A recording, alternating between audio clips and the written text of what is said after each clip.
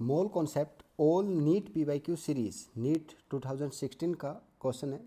Suppose the elements x and y combine to form two compounds XY2 X3Y2 और वह और बहुत आसान है। कैसे?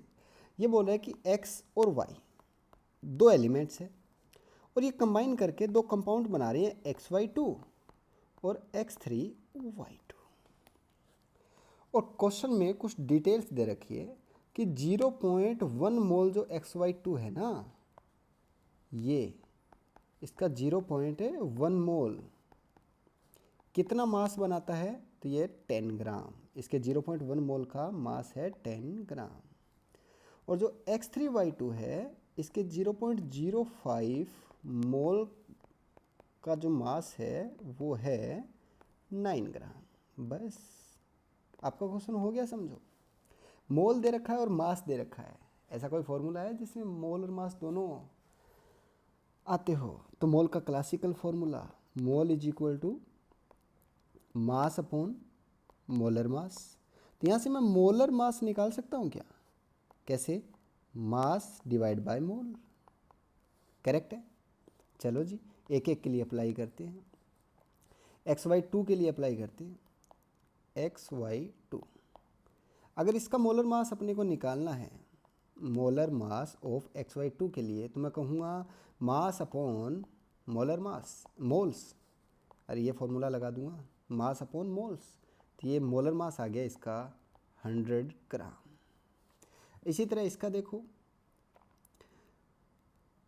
Molar mass of X3Y2 is equal to इसका मास 9 ग्राम अपॉन मोल्स 0.05।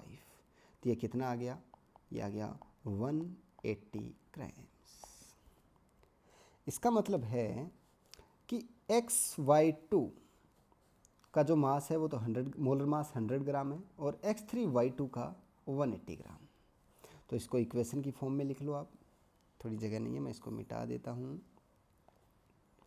चलो जी, तो XY2 को मैं लिख सकता हूँ 1x 1x और 2y, ये आपस में मिलकर बना रहे हैं 100 ग्राम। यही तो बात है। और 1x और 2y ये मिलकर 100 ग्राम बना रहे हैं। और ये तो हो गई इक्वेशन नंबर 1। अब यहाँ से देखो, मैं कह सकता हूँ 3x और 2y कंबाइन करके बना रहे हैं 180 ग्राम्स। ये इक्वेशन नंबर 2।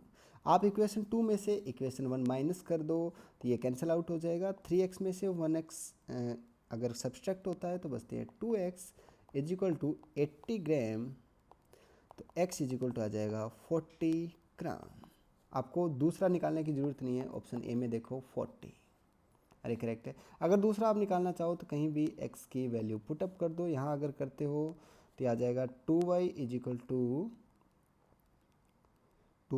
टू 60, तो y इज इक्वल टू आ जाएगा 30। सही है। बहुत आसान क्वेश्चन था।